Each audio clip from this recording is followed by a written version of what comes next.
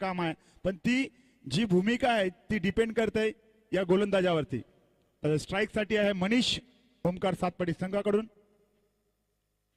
विश्वनाथ यांचा पुढचा चेंडू सुरेख तिथे टोलाय चेंडू. बघूया चेंडू अडला गेला आहे. एक धाव चोरण्यात यश झालंय. दुसरी धाव घेण्याचा प्रयत्न. नक्कीच एक इशारा दिलाय, जाऊ दे, 2 धाव जातात, काही फरक पडत नाही, तू तुझ्या परीने प्रयत्न कर. आणि चेंडूला अडव आणि केलाय तो बिरवाडी संघाकडे.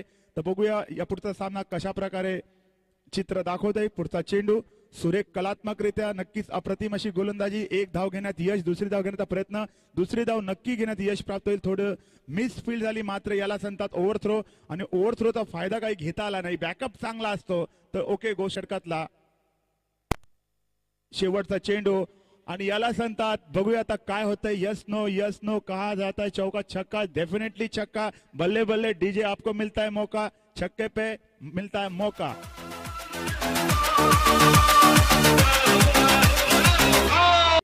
16 दुसरं षटक मार्गस्थ असून दुसऱ्या षटकातला पुढचा चेंडू विशाल यांचा.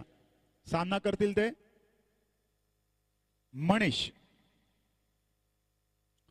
पुन्हा एकदा बघा, मी बरोबर बोललो होतो. आणि षटकार जर फुलटॉस चेंडू टाकण्यात आला तर नक्की षटकार आणि तुम्हाला नुकसान भरपाई करावी लागेल. धावसंख्या गोलंदाजामध्ये पाहिजे. पुन्हा पुन्हा फुलटॉस टाकतील तर हे जे नुकसान भरपाई कंटिन्यू. बघा षटकारावरती षटकार मारताना दिसत आहेत. आणि हा सामना जे चित्र आहे ते ओमकार सातपाडीकडे झुकताना दिसतंय. आणि धावसली मी जे कार्य दिले ते पूर्ण करणार, त्यानुसारच फलंदाजी करताना विशाल यांचा पुढचा चेंडू. आणि हा चेंडू हवेत गेलाय. विश्वनाथ चेंडू खाली, मात्र चेंडू बराच दूरवर गेल्या कारणाने 2 धाव घेतली. तिसरी धाव घेण्याचा देखील प्रयत्न करतील. तिसरी धाव घेण्याचा प्रयत्न करतात की नाही करत, नाही करत, करतात की नाही करत, नाही करत. 2 धावां समाधान. धावसंख्या पोहोचली ती 30. आता फक्त 6 धावांची आवश्यकता हा सामना जिंकण्यासाठी.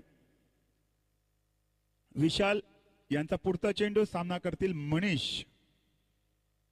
आणि अशा रीतीने हा सामना जिंकलाय. अभिनंदन आहे ओमकार सातपाडी संघ आणि कौतुक आहे मित्र परिवार दांडी.